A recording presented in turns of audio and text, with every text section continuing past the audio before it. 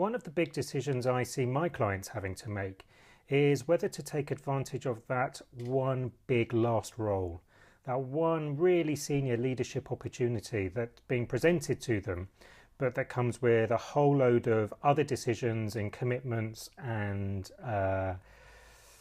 choices that they have to make around what stays in my life and what goes. Lots of compromises.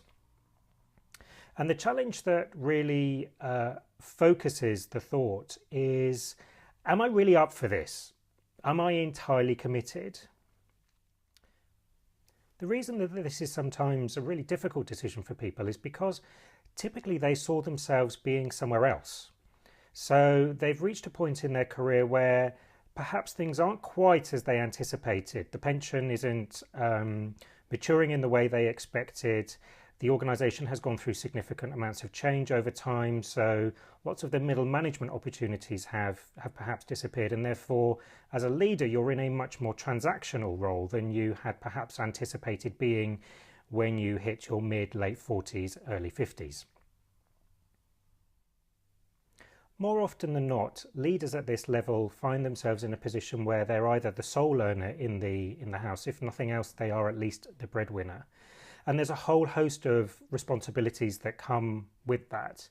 And the very thought actually of stepping back or easing off is probably too much to consider, because you've become accustomed to your life being the way it is and you're living within your means.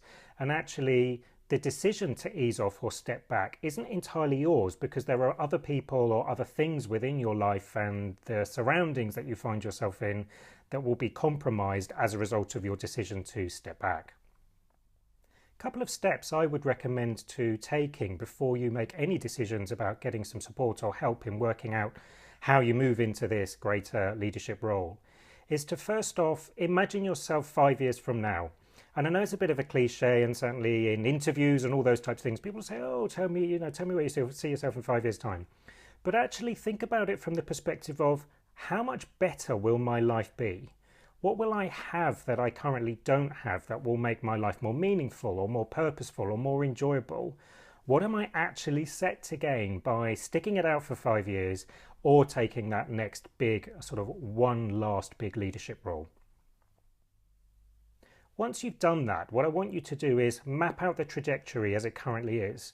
So if you stayed as you were and all things considered, your job was secure and your salary would perhaps increase by RPI and all those things over 5 years, what would that trajectory look like? So what would those steps each of the 5 years be?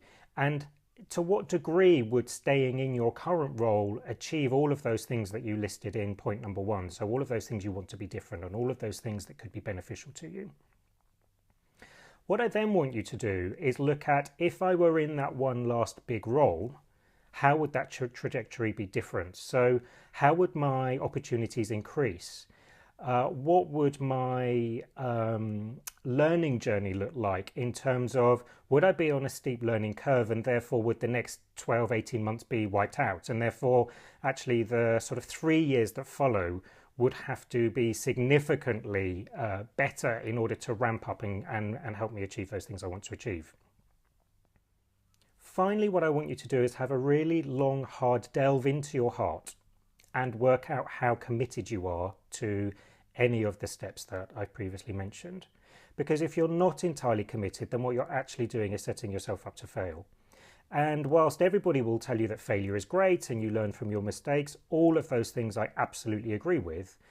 At this point in your career where you're looking at taking that one last fundamental in-house step, which might then lead to consulting opportunities later on down the line, you really need to be certain about how much you're committed. If you're already sat there thinking, I'm not sure that I can see it out till next summer, then you really might be wanting to have a really honest conversation with yourself and a friend or a partner about, am I really committed to seeing this out for another 5 years? If you found this helpful, then you can connect with me on Twitter @BarryJoynson, or have a look at my website barryjoynson.com, where you will find other videos and blogs that might also be useful to you. If you'd like to have a chat if you think I can help you in terms of making decisions around your next 5 years and what you might or might not be looking to do, then you can book a complimentary wake-up call with me on my website and arrange a time for us to chat. I hope you've enjoyed this short video, and I look forward to chatting to you soon.